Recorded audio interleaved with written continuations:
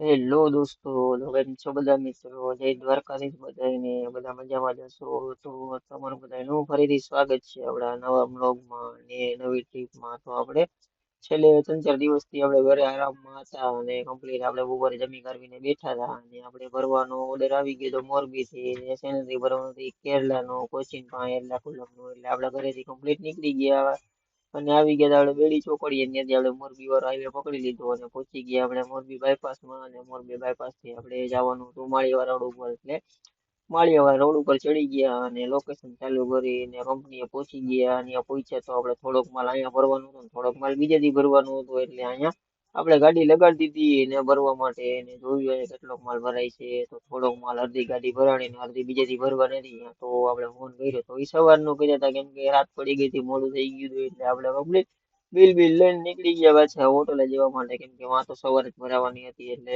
હવે હોટલે જઈને નિરાંતે ખાઈ પીને સુઈ જશું અને સવારે વાં જઈને ફરવા જાશું. શું થાય એ તો મળીએ નેક્સ્ટ વિડીયોમાં. અને આવા જ મારા વિડીયો જોવા માટે મારી આઈડી ને ફોલો કરો. વિડીયો સારો લાગે તો લાઈક કરો, શેર કરો. તો જય દ્વારકા.